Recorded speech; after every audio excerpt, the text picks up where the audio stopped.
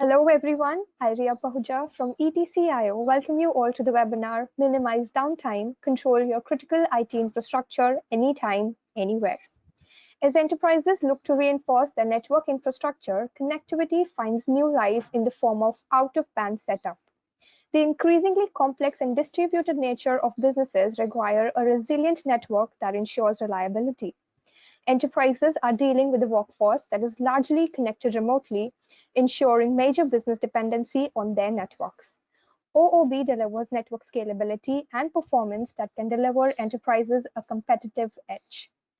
For this very topical discussion today, joining us is an industry leader. Please join me in welcoming Rene Newman, EU Solutions Engineering Manager, ZPE Systems. Hi Rene, welcome to the session. Thank you very much. How are you doing? I'm doing good. Thank you. Really well. Rene, before we go on to the discussion, I would also like to inform my attendees that they can drop in their queries and questions in the chat box provided. We will be addressing the questions in the end. Also, we are also joined by Jim Wilson. He happens to be the Engineering Manager, VP Sales and Customer Success at ZPE Systems. He's been kind enough to join us directly in the Q&A session, and he'll be helping us to answer your questions, attendees. Hi, Jim. How are you doing? Good morning. Thank you very much. All right. So, Rene, I guess our attendees are waiting to hear from you. So let's begin with your thoughts. Over to you. Okay, perfect. Thank you very much for the introduction, and very warm welcome for myself to everybody who's attending the webinar. Maybe 2 or 3 words about myself. I was originally born in Germany, currently live in Ireland, and I'm in the IT professional business for more than 20 years with a quite strong focus on out-of-band data center management and in the networking space. Yeah, so briefly about the company I'm working for. I'm working for ZPE Systems, and we were founded back in 2013 in the US, in Fremont. Since 2013, we have a year-on-year growth of roughly 85% revenue. And we achieved that by deploying over 1 million managed nodes to our customers.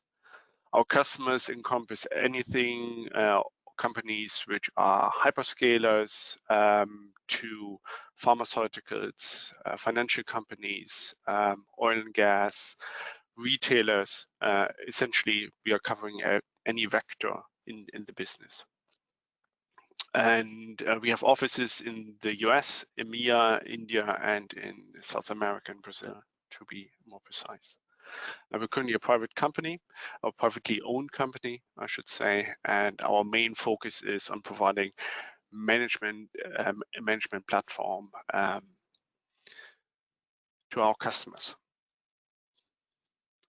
So today we want to look a little bit closer at downtime, and for that, where we're going to start off is to just have a quick look at a couple of observations which we can see in the market space and in the enterprise business. Most of these informations are directly based on a recent report from the Uptime Institute. And specifically around downtime, what we can see is that while power is still a main cause for outage, we can see an increased proportion of customers reporting outages related to software applications or network failures. In conjunction with that, we can as well see that more and more of these outages are actually caused by the companies themselves. That can be anything from unplanned consequences to change, to really a change gone bad, to just any other form of mistake which might happen on a daily basis. The challenge with that is that the outages in itself become bigger. They affect more and more data centers, more and more regions. They are felt far more widespread.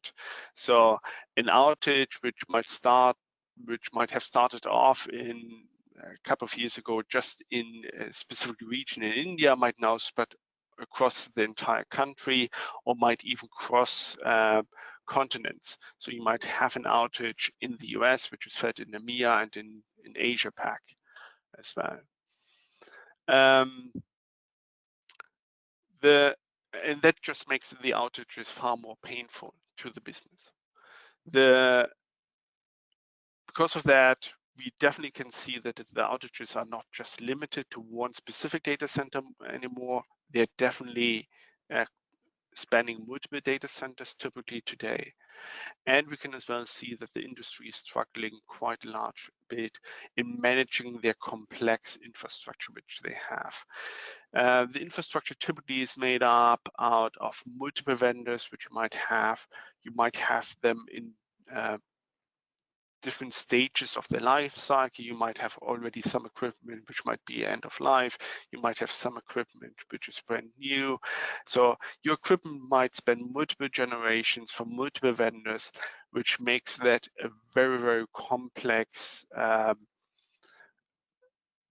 infrastructure of different functionalities, which makes the management extremely painful to your team. On top of that, the data center trends which we can see currently is that the enterprise data center, as we know it, is definitely not going away. Companies appear to stay within the normal enterprise data centers, while there is still a trend going to the cloud. Some companies already found out that the cloud might not necessarily be the best place for them to be. So some companies are moving back to the traditional data center space. So the enterprise data center is very likely going to stay there for quite a long time going forward.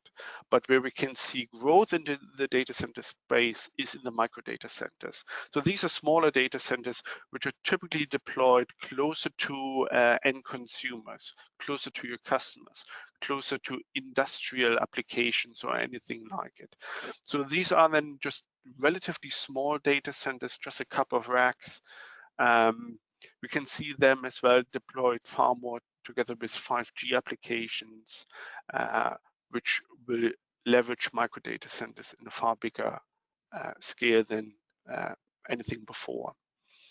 Another reason why we see these smaller data centers emerging is that the internet will move closer to the end consumer as well.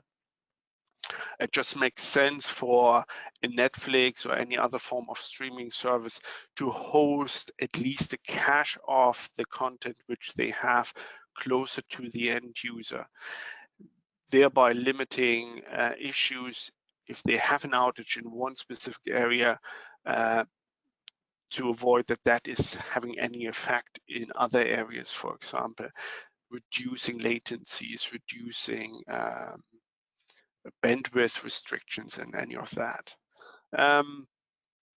With the emerging of micro data centers, we see as well that the complexity is definitely not going to get any less.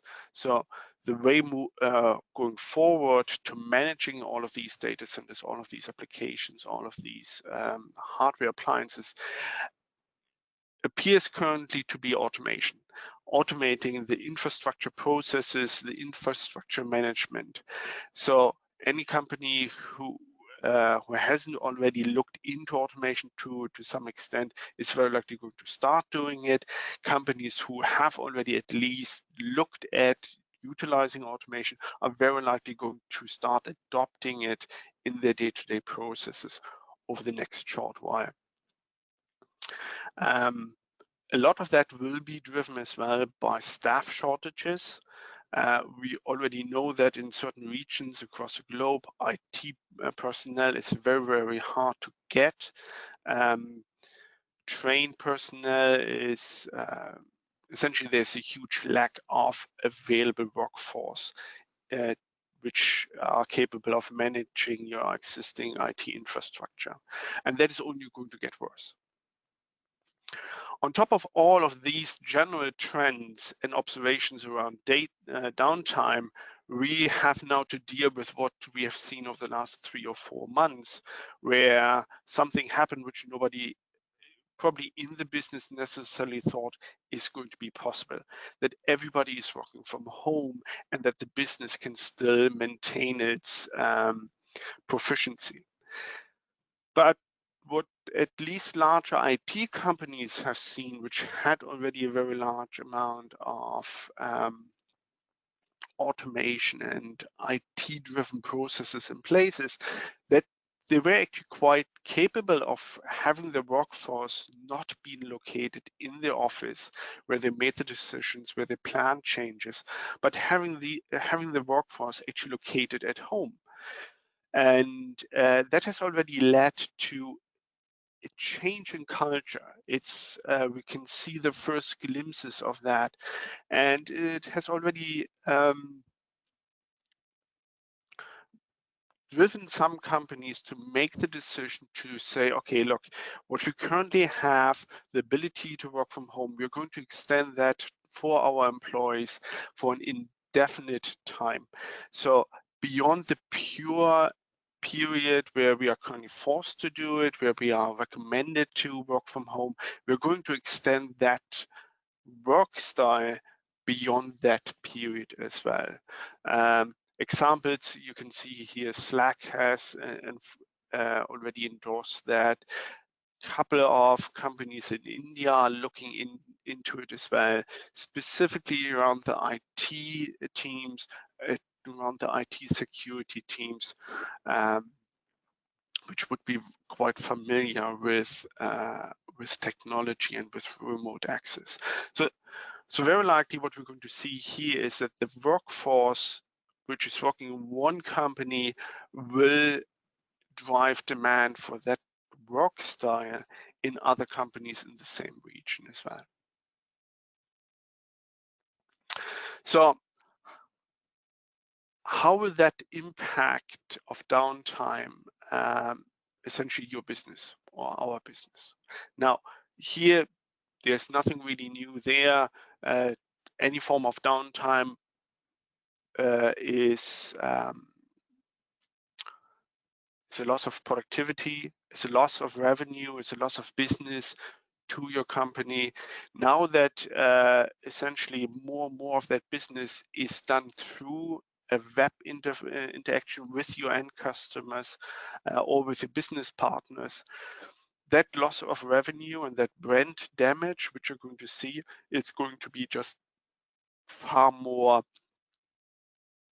dominant as your IT will become far more your backbone of a company. Customer satisfaction will suffer far more dramatically in that sense as well. And it will force any form of downtime will force your IT team to change from their regular working style, from their forward planning, from their elevating the company and the business to where they needs to be, to a purely unplanned crisis management situation where all what you're focusing on is how can I get my business, my internet, my relationship to my customers back to the level it was before the outage or before the downtime. In relation to your work and your work team, really what we're going to see there is that agility, while it has been a buzzword for quite a long time, it's really going to be key now. Working from home has a completely different mindset is required. So there's far more agility, not only from the employees, but from the management as well, to embrace that. As I mentioned before, the expectations of a workforce is very likely going to change, and company cultures will very likely attune to these new requirements and to these new expectations. Your business resiliency is going to become a global requirement. So what we mean by that is, as I mentioned before, is outages are typically not just located anymore in a single data center in a single region, but outages are typically now affecting larger regions and can cover the entire globe in a worst case scenario. So your resilience of your business has to account for these kind of events. So how can I cover maybe a certain region with a backup data center in a completely different region? How can I provide service to my customers from and make the whole process more resilient and provide backup not only from a remote data center which is 20 kilometers away or a city away to maybe to a data center which is halfway across the globe or in a different country or somewhere else. There's going to be a requirement to review your existing solutions and applications which you use to manage your infrastructure. Here I'm specifically looking at out-of-band solutions, automation solutions. Some of these applications might not work quite well together. Some of these applications or solutions might be quite out of date. Specifically, out-of-band had a tendency to be deployed in what was considered a very secure network, where very people have access to. And because of that, there was a tendency, I would say, to neglect the maintenance of that out-of-band solution up to a state there where it might not be fit for current security requirements anymore. And there might be other management tools, other management platforms which you have, which might fall into the same category. So it's definitely going to be an interesting one to see, to review what you have, assess it under the new requirements to ensure that it can still serve you and provide you with required management capabilities in a secure manner.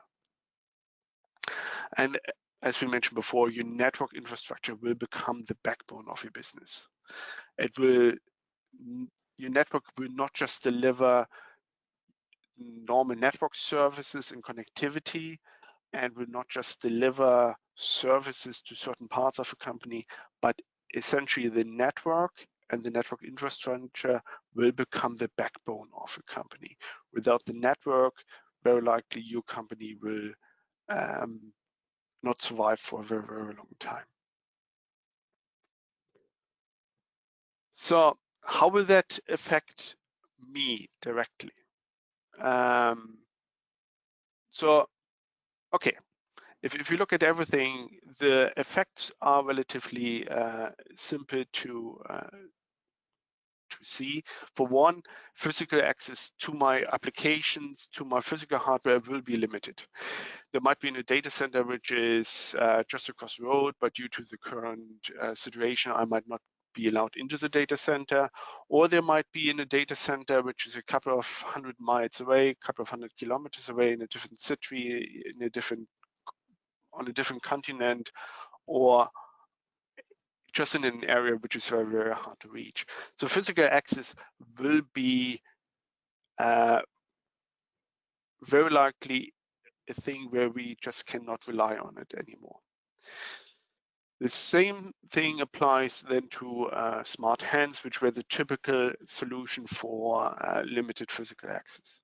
Smart hands can be a limiting factor depending how they're used.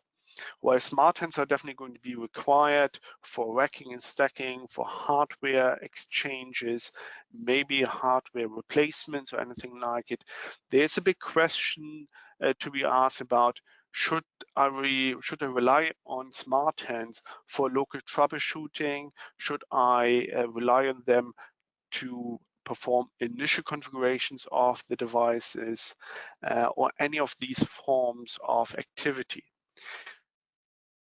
The question here should be, is that not already tasks which I can perform through an automated method or through my own team? Essentially, all what I need is some form of access to my devices. Security is going to change because attack vectors are going to change on your business. Up until right now, as I mentioned before, people would typically gather in your corporate offices across the globe, and that would be typically deemed a relatively secure environment to work in.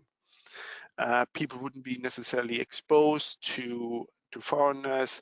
The network they would connect to, would be monitored, would be relatively secure. Now that they're working from home, all of that is changing. Essentially, the network which they're connecting through cannot be deemed secure anymore. And if we're looking, for example, at the Twitter attack, which happened a couple of weeks ago, the attack vector wasn't anything where somebody broke into an existing system or anything like it, but was done through social engineering, where specific employees were targeted, and then through those connections, malware was installed, from where then the attackers got access to management platforms, etc. So these kind of social attack vectors are, I think we're going to see more of them. And because of that, we will have to review how security works.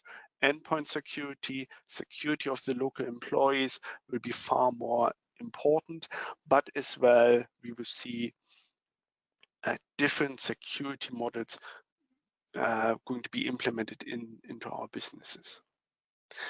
As I mentioned before, existing solutions will need to be reviewed if they are still up to date, if they're still providing me with the capabilities I need. And overall, all of this will enforce that automation will be adapted, as well as modern application deployments and configurations.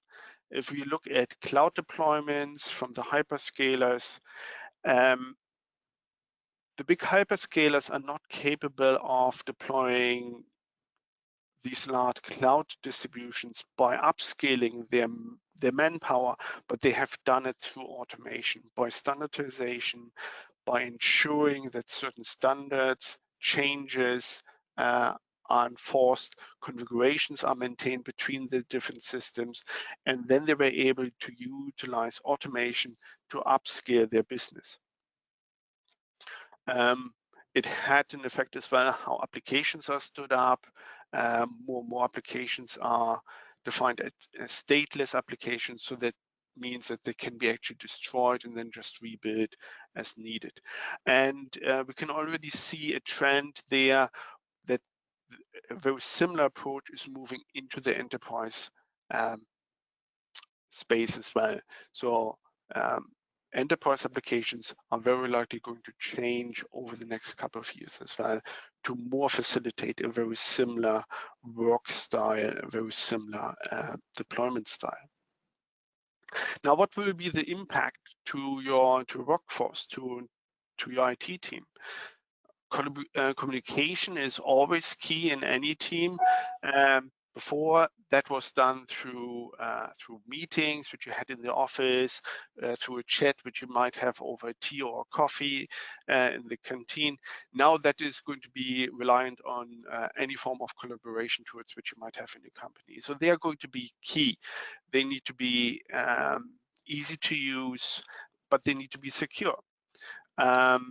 You are going to have a requirement for secure access to your management infrastructure, either with a VPN or through a VPN-less access, as long as the security is there, as long as it can be trusted. You're going to look at a unified access to existing infrastructure. It's going to be difficult to manage 3, 4, 5 different management tools. So ideally, you want to have one tool which provides you access to all of your devices. And that should allow you access from the hardware layer up to the software layer. You're very likely going, or your team will require more visibility in the management infrastructure. So that means, for one, that they have to better understand how everything is connected, how everything is working together, but as well as what is currently happening in the infrastructure. As you mentioned, security is going to be a big part. So concepts like zero trust, single sign-on, multi-factor authentication will be far more common across the management tools. While multi-factor single sign-on is already quite common in certain areas, zero trust is definitely it's definitely already a buzzword if you look at branch management and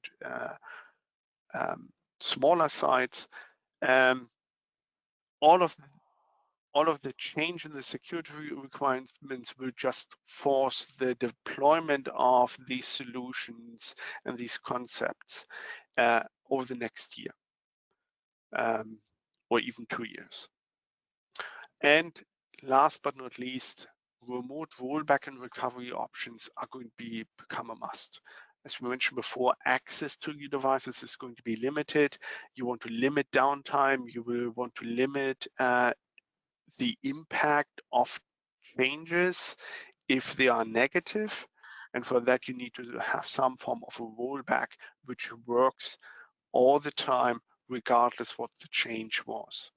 So if I'm thinking about here deployment or change management processes, then I would expect that a modern change management process is going to plan a change, it's going to deploy the change. The change will have some form of success criteria which ensures that the change was successful, but as well that the key business services are not impacted by the change.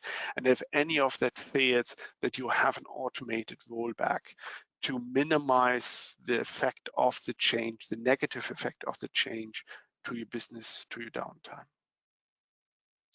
Now, that leads directly to, okay, what should you expect then from a modern management platform, from a smart management platform, which is ready to take on the challenges which we're going to face over the next year, 2 years, or even today? For one, you would expect that it's going to be a vendor neutral solution. So it should not just work with specific hardware, with a specific software from that one specific vendor. That's not going to work. As we mentioned before, you have a hybrid infrastructure very likely in place. So whatever you put in place should be able to manage your entire infrastructure.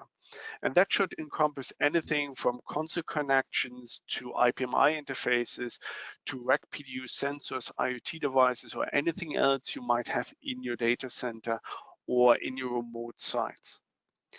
The solution has to stand up to your highest levels of security with an active support for all the software components, because that management platform, it needs to be treated as if it would be directly accessible from the outside.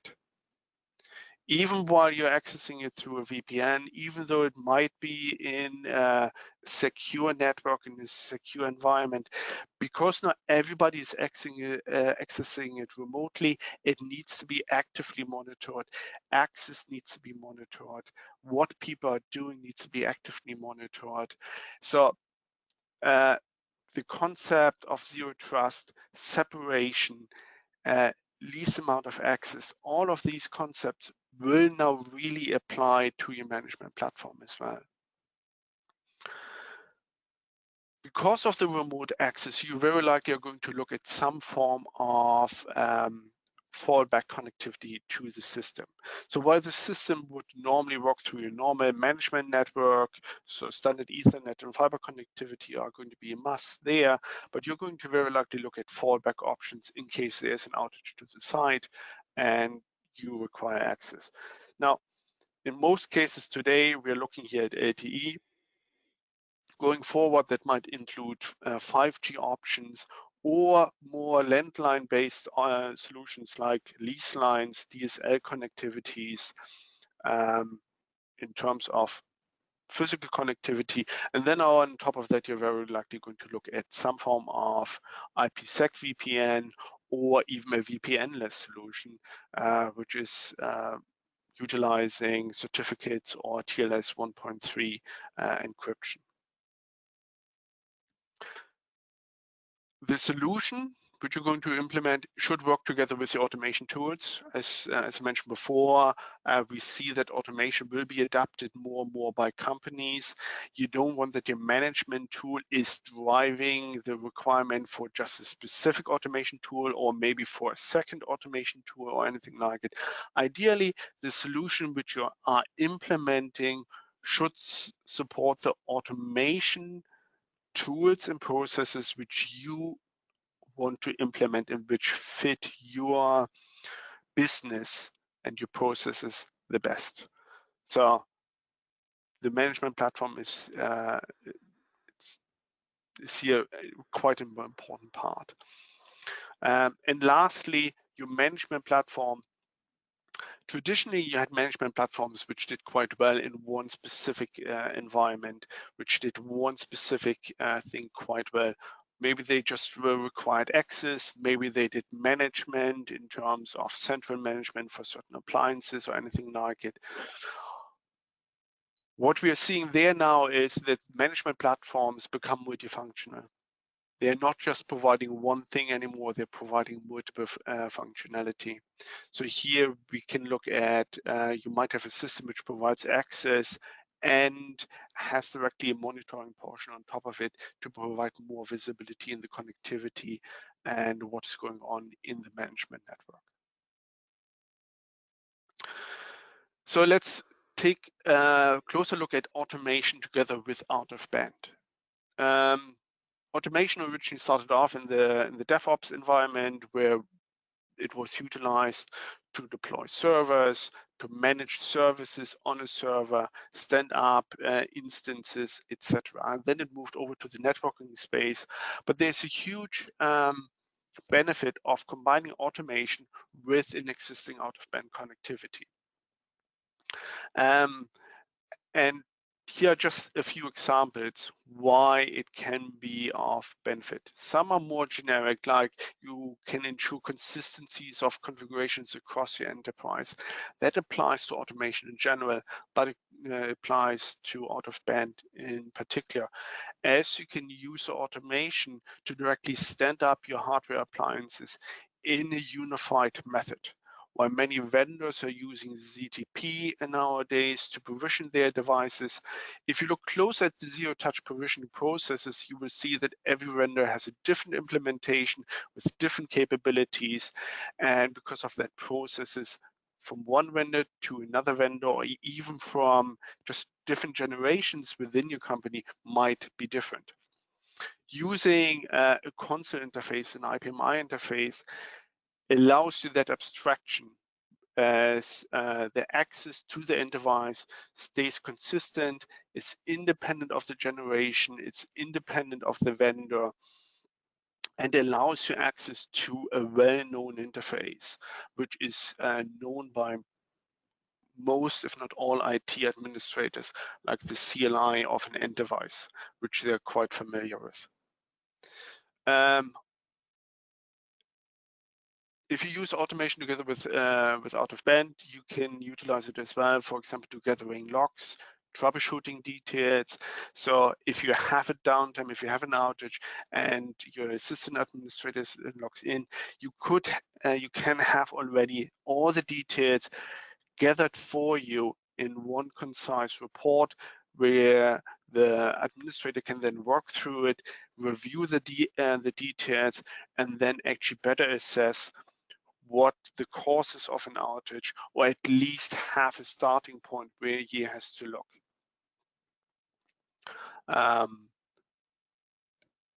Yeah, so automation and out-of-band is a very, very powerful tool and combination. Now, we mentioned already the word out-of-band a couple of times. I just want to take a short minute to review what is out-of-band, as the term might not be as familiar to everybody as it is to me. So out-of-band as a technology is around for quite a long time, over 20 years. And essentially it consists of providing access to an end device through a standardized interface. These interfaces are typically the the human interfaces which were available on end devices. So for networking devices would be a serial port, a console interface. For servers was traditionally the KVM, the keyboard with your mouse interfaces, and so on. For servers that changed to dedicated management interfaces, which moved into the servers. These are your IPMI interfaces. So they have depending on the vendors, they have their own names. HP is calling them ILO, Dell is calling them iDRAC, for example, etc. But you can find them on any kind of server today. The traditional out-of-band systems would provide remote access to the end devices. Typically, you have a management software going together with the out-of-band solution, which provided you with that remote access. There was typically some form of client involved, and you might end up with multiple management softwares which needed to be maintained and installed, depending on the solution you were deploying. So you might have one solution just looking after your serial console devices, which was maintained by your networking team. You might have one system just looking after your servers. You might have one system just for your rack PDUs and sensors, which was then managed maybe by your facilities team or by your data centers team. So most end customers ended up with multiple systems which need to be kept in sync, or they were just run completely independent. So really, access was here the key driver and was mostly used for break fix scenarios. So something broke, customer needed access to it, and he tried to use the system at that time. Now, how can a smart out-of-band solution look like? A smart system, as of today, and that is one thing which we are providing, would provide you access to all of these interfaces in a unified hardware and software solution. So you can deploy just one appliance which can provide you access to your servers, to your rack PDUs, to your console devices, and it can function in multiple ways. You can deploy multiple features on top of it. But we're going to look at that a little bit closer in the use case in a second. So as I mentioned, I would like to review a little bit closer what we can offer as a company through a use case which we had with a financial corporation. So that company had already an existing out-of-band solution. It needed to be replaced due to the security standards which needed to be in place. And the basic goal was just to utilize the out-of-band system to prevent outages or to limit the impact of it. The basic requirements was hardened security to fulfill the requirements for the financial market. It had to replace existing solution completely. It needed to provide basic console access, and it had to provide a way forward for them to improve their recovery time and to reduce outages and downtime. They had a couple of stretch goals which they were hoping to achieve, and that included management of additional infrastructure which they had in the data center, like their servers and their sensors. They were looking at a full integration into their automation processes. That was really something they were really keen on, as it would really allow them really to drive down the mean time to repair and to prevent outages. And they needed an independent method of accessing the system in case the site went down. They were looking specifically for an LTE failover option in their environment. So what did we ended up implementing was we implemented our own Node-Grid Manager platform consisting of multiple hardware appliances depending on the location, depending on the requirement. And we were actually able to fulfill all of their goals, not just the basic goals, but in the stretch goals as well. We were able to manage all of their console devices, all of the servers and sensors they needed to manage. And within a very, very short time, they actually started to utilize out-of-band solution with their automation processes. And it actually proved to them extremely beneficial over for them surprisingly short period of time, where they could already see improvements to the resiliencies to changes and outages caused due to changes. So overall, the benefits which they saw from the solution was that all of the security requirements were there. They had additional headroom on the appliances and on the solution to provide additional functionality. They saw as well that there was additional headroom to be ready for future security requirements or any unforeseen requirements which might come across, and it improved their resilience of their existing infrastructure, network infrastructure. So that is a rough sketch of how it looked like. So we covered for them the main data centers where we manage the servers, their network equipment, the UPSs. We provided additional functionality by allowing them to run Docker applications and NFV applications with the main focus of automation and monitoring. And then later on, we were able to deploy the same functionality and the same platform in their remote offices and branch office situations there. All of that was connected together with an LTE failover option. All the sites were connected through a WAN and a VPN connectivity. And in case that all of that failed, they were using our own CPE cloud for a secure VPN-less access to specific management devices as a last way of getting in, so to speak. So that pretty much concludes my my part as such. If you want to get more information about us and what we are doing, feel free to take a look at our webpage, cpsystems.com. On our webpage, we have an ROI calculator specifically to downtime, which might be quite interesting to you. We have as well a Gorilla guide covering out of band. Feel free to log onto our webpage and to download the guide. It's quite an interesting read, I have to say. If you want to know a little bit more about myself, or if you want to reach out to myself, you can find me on LinkedIn as well. And that concludes the part of the presentation, and I believe we are going to move on to the Q&A next.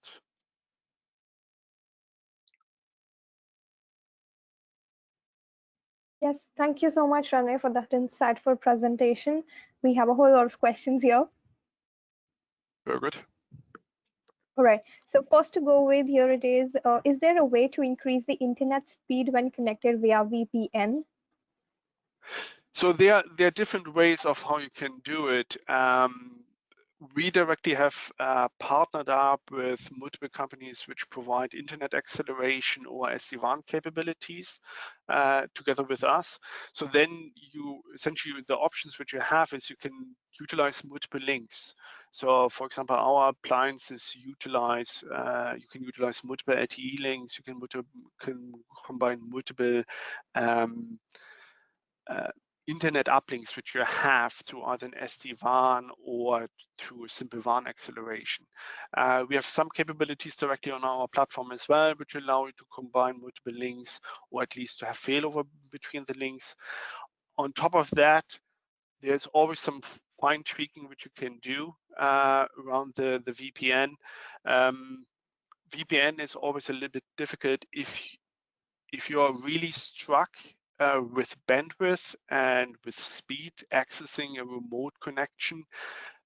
Probably a VPN-less connectivity might be an alternative, depending on what you want to do. So when we're talking about VPN-less, and we're talking about a secure access to the device through a TLS 1.3 tunnel, for example, which is encrypted, which is secure, but isn't reliant on the IPsec overhead, for example. Sure, thank you for that. We have another question here. One of our attendees asked, when we talk about establishing IT infrastructure anytime and anywhere, how much is this infrastructure safe and secure? Yeah, so the traditional method of securing the infrastructure was typically to hide it away somewhere in a data center in a very let's put it that way. The traditional method was in separating certain areas of your network out. You typically had your production network, you had your management network, which was then in the secured access. Many customers then use bastion hosts to connect to the management network or anything like it. Now, there are multiple ways of how you can ensure that the security there. The issue with that approach, though, is you need access to that bastion host, and that was typically limited to your office or to certain VPN connectivities. And it was then assumed as soon as you are in the management network that you were authorized to be there. There was no further checking there. So if you're looking at zero trust concepts, they essentially don't assume that at all. Zero trust means I don't trust that you are necessarily supposed to be here. So they validate every access. They ensure that if you're logging in, you are only allowed to do what you are supposed to be allowed to do. So essentially, to ensure that your infrastructure stays safe going forward, you will have to look at additional monitoring, at additional separation of your management network, maybe even provide a dedicated out-of-band network. That is definitely something which we can help with as well, where the whole out-of-band connectivity part is completely separated from any production network. But yeah, separation, monitoring, and limiting access, what people can do, it's going to be a key part of keeping your infrastructure secured. And you will have to make sure that it's that all your infrastructure is up to date. So security, patch management is going to be far more important than it was in the past. I don't think that anybody can just rely on the pure fact that a device is hidden away in my data center somewhere anymore. Sure, thank you for that. Mr. Wilson, would you like to add something to that? Yeah, I think that Renee hit on it. One of the things that we also do is by being able to run additional applications. If you've standardized on Palo Alto firewall for your primary data path, we can do the same for your secondary data path, your out-of-band network.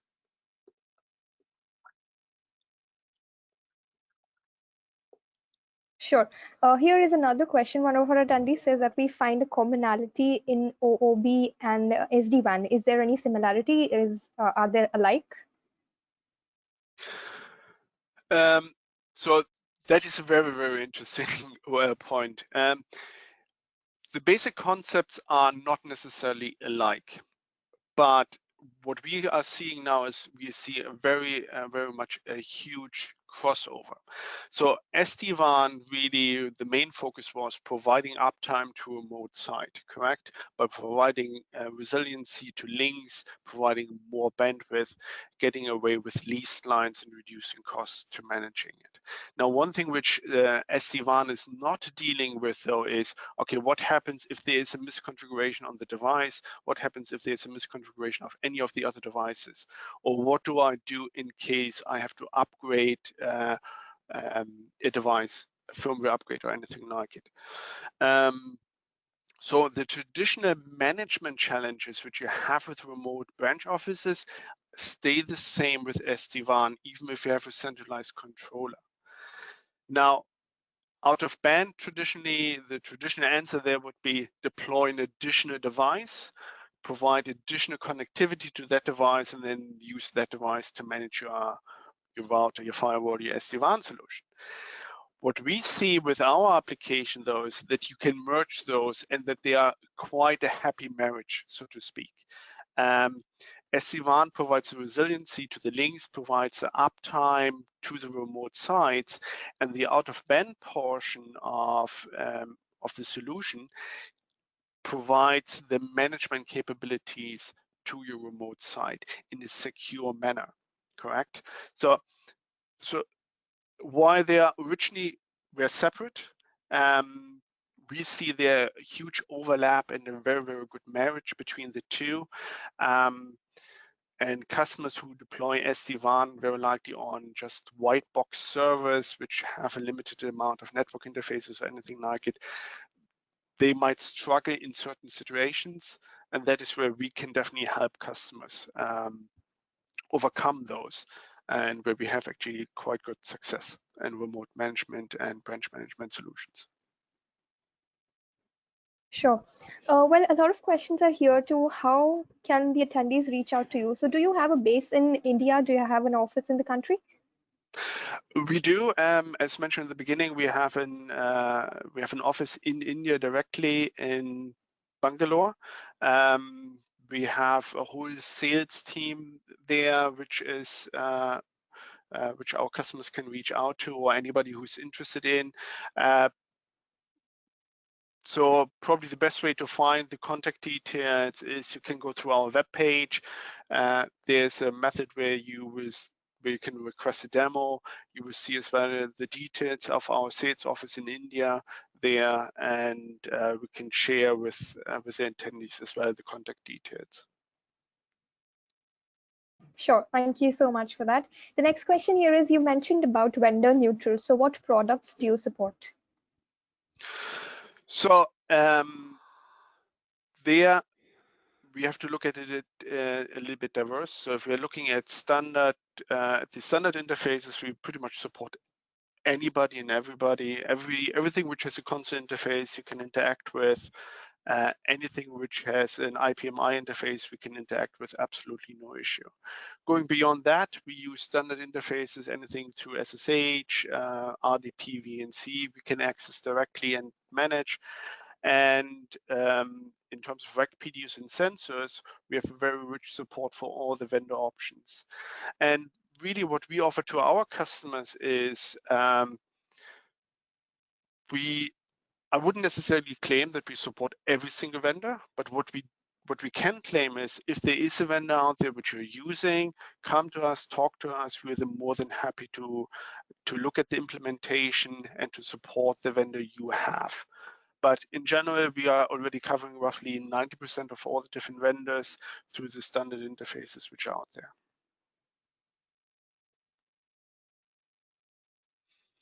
So I don't know if you want to have specific examples, but I mean, we can, on the networking side, we interact with Cisco, Aruba, HP, Dell switches, white boxes, and on the server side, specifically through IPMI, we support HP ILOs, Dell DRACs, IBM IMMs, Cisco UCSs, and pretty much most of it. yeah. Yes, sure. So the next question here is, when you said the automated deployment of hardware, can you explain a little more about that? What do you mean by the automated deployment of hardware? Okay, so really what we mean by that is pretty much what the word in itself means. So traditionally, you have the challenges that you get a piece of hardware and it needs to be provisioned. The traditional method is that the unit gets somewhere into a pre-prod environment where your engineers are connecting to the device either through the console interface or through any other means, and then do the initial provisioning and configuration of the device. So that might just include configuring a management interface and give it an IP address to allow the device to connect to a centralized conductor or orchestrator, or it might be to push a full configuration, let's say to a Cisco switch. Now, more and more vendors are supporting concepts like zero-touch provisioning, which in theory should say you just plug a network cable in and the device puts configurations from a DHCP server. But as I mentioned before, the implementations are actually quite different. So what we are saying is you can do the same configuration which was done before manually through utilizing automation tools through the console interface or through your IPMI interface. We have multiple customers who are using the console interface and interact with the CLI through an automation process, which configure the original management interface, which configure it, which push an entire configuration. And those customers are able to push a rack in, boot the rack up. Our unit is part of the rack. It's pulling down its configuration. It gets fully configured, fully provisioned, and then in turn, it uses its connection to power up the switches, the routers, the servers, provision the services on those, and bring the entire rack up to life. I mean, we have some customers who just literally push a rack in, and roughly half an hour later, the rack becomes live and is ready for production. Sure. The next question here is, how many people can simultaneously work on this system from the same organization? So officially we support up to 1,000 connections per device, so per box. So now if you're looking at a standard console switch, you have something ranging between 48 to 96 ports in the 1U unit. So that is typically averaging out at roughly 20 user sessions per port. But it's just an average. So you could have 100 users working on one port if you wanted to. And the way it works is there are multiple modes which we support. The default one is that the first user connecting has read-write access, all others have read-only access, or you can enable multi-write access, and that is then where the system will release the read-write log after a short while, and then the next user can interact with the console. So. Sure. And when it comes for costs involved, what is the approximate cost for covering a data center, and how many physical boxes will be deployed in a data center? So the costs, I would strongly recommend reach out maybe to our sales team in India or have a look at our ROI calculator. In terms of units, that is it's a little bit hard to say because it will depend on the data center size in itself. In general, you can calculate the amount of ports you need. And here we're talking about console interfaces, maybe IPMI interfaces and all that stuff. They will all require one port on one of our appliances. So if you have 1,000 ports, then you will need 1,000 ports on our appliances. In terms of hardware port density, we can deliver anything from an 8-port device to a 96-port device in a single RU. So for 1,000 ports, you would need roughly 11 devices. But again, it will depend a little bit on the physical distance, how the location is set up, but you could have 11 devices covering your 1,000 ports. Sure. Renee and Jim, I suppose you're aware that India had banned a lot of Chinese applications because of data security perspective. And considering that my attendee has one question, he says, how much of the interference is Chinese in ZP systems? Is there any chance of passing data to them? No, definitely not. Yeah, no. But Jim, you can answer. So our development centers are in Brazil and India. The product is American manufactured and not out of China. Yeah, so we have absolutely no links to China actually, as far as I'm aware. Sure, thank you for that. The next question here is, the attendee says we have standardized on Palo Alto for our firewall. Can this work with ZPE? Yeah, well, and one of the things, this is Jim, I mentioned earlier, one of the keys is our ability to run NFVs on our systems. So if you've established Palo Alto as your in-band or data path firewall, we have the ability to run that out of band as well, so that your in band and your out of band are just as secure. It doesn't make sense to have an out of band connection that's less secure than your main data path. Sure, I get that. It was so much fun speaking to you that we lost the track of time. It's almost time. So taking one last question here, considering that, what automation softwares do you support? So as I mentioned before, one of the requirements should really be that your management platform ideally supports the automation tool you are choosing. So based on that, we have a wide range of support for automation methods. We start off with a very, very basic. So if you just want to use shell scripts, Python scripts, or anything like it, you can use those. You can even run them directly on our platform without any issues. If you want to use more existing tools, something like Ansible, Puppet, Chef, we have full support for those as well. So essentially, any customer so far who has come to us and wanted to automate, we were able to accommodate his automation requirements. Sure, thank you. Thank you, Rene, for that insightful presentation, and both of you for answering all our questions here. Dear attendees, we have tried our best to answer all the questions. In case you have more queries or questions, you can always reach out to ETCIO and CPE through our online and digital platforms. Thank you and have a nice day ahead. Great. Thank you Thank very you. much.